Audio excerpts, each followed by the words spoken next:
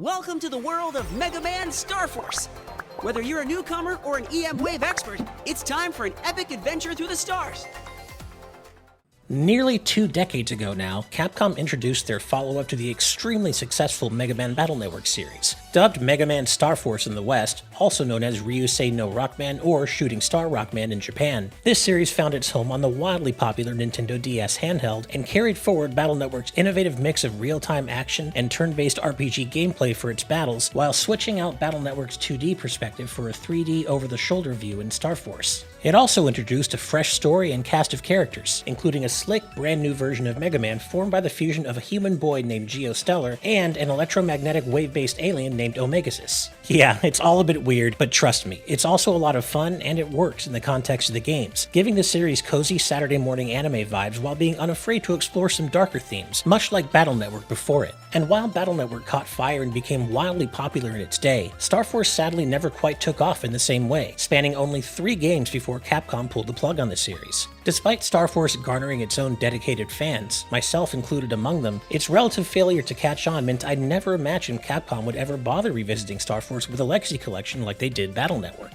And how glad I am to be wrong about that. Not only does Mega Man Star Force Legacy Collection exist, I've been playing it for the past few days and, surprisingly, all signs point to it being the most lovingly and carefully crafted Legacy Collection yet, featuring a ton of content curated for returning fans, and a fantastic array of quality of life and accessibility features, all but eliminating the barrier of entry for newcomers. Let's briefly touch on what this collection comprises. Included here is every version of all 3 Star Force games. That's Pegasus, Leo, and Dragon for Star Force 1, Zerker Saurian and Zerker Ninja for Star Force 2, and finally Black Ace and Red Joker for Star Force 3. Like Pokemon and most of the Battle Network games before it, the different versions for each game share the same overall stories, but differ in the special transformations you can acquire for Mega Man, as well as special attacks, known here as Giga Cards, you can obtain for battle. Based on my time playing the Switch version of the collection on Switch 2 so far, I can confidently say that the games feel and look good to play both in TV and handheld modes. If there is any input lag in TV mode, it hasn't impacted the gameplay experience for me, and I feel as in control of the action during battles as I ever did on the Nintendo DS. That's for regular gameplay offline at least. While online multiplayer will be present in the final release, it wasn't available for this preview, so I can't comment on that here.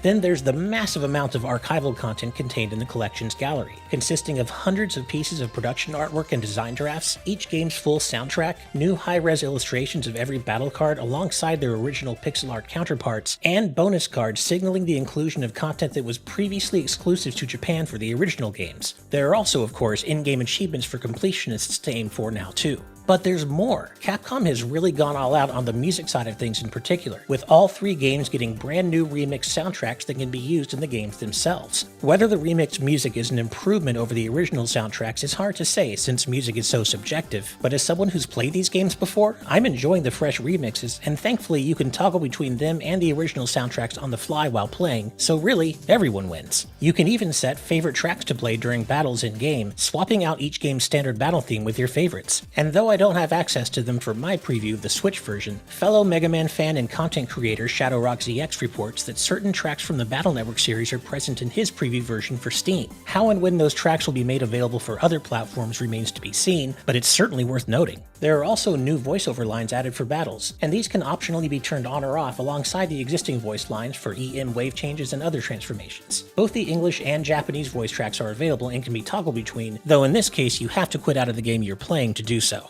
This granular approach to fine-tweaking the experience to your liking also applies to the newly added graphical options and accessibility features. On the visual side, you've got the usual smattering of border art to choose from, including no borders at all, and, remembering these were originally DS games, various options for tweaking the positions and sizes of the 2 screens. That said, the collection automatically and very elegantly handles switching between and resizing the 2 screens as needed during gameplay too.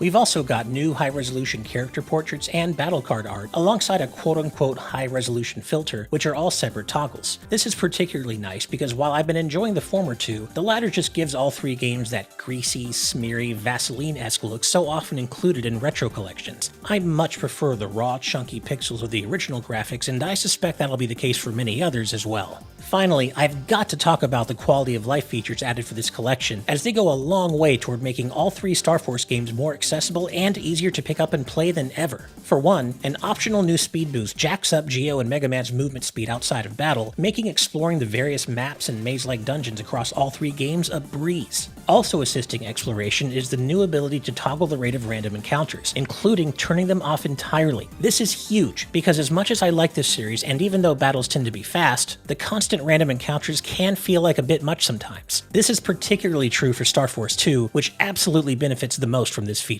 On top of all that, Capcom has also added a number of optional difficulty modifiers to fine-tune the moment-to-moment experience of all 3 games. You can increase the Mega Buster's damage output, reduce your own damage taken all the way down to 0, boost the amount of money earned after battles, fully recover HP after every battle, and more. Other than there unfortunately being no way to make the games harder, this fantastic array of modifiers lets you engage with these games exactly how you want to, and it's exactly what I wished for but didn't get with Battle Network's Legacy Collection. It's just all really thoughtfully prepared in a way that feels squarely aimed at giving an underappreciated Mega Man subseries some long-deserved love and attention I didn't necessarily think it would ever get. Really, the only major complaint I have so far is that the approach to the text in all 3 games seems to be lacking compared to, well, literally everything else. Some typos and oddities from the original versions have been cleaned up here and there, but there's still plenty of awkward grammar in the English localizations, and misspellings aren't exactly rare. There's a particularly egregious one in Star Force 2's title sequence that surprised me because it's a new typo that didn't exist before on the DS, and I found one NPC line that cut out altogether mid-sentence. But as this is a preview after all, there's always a chance these things could be cleaned up in a day 1 patch. On balance though, if it wasn't already obvious by now, I'm feeling quite positive about Mega Man Star Force Legacy Collection based on my preview time. Not only is it a collection I'm surprised even exists in the first place, I definitely never expected Capcom to bring this oft-overlooked trilogy back in such a seemingly loving, detail-oriented fashion, with deep-cut region-exclusive content apparently preserved for hardcore fans, alongside more quality of life and accessibility features than we've ever seen in any previous Legacy collection.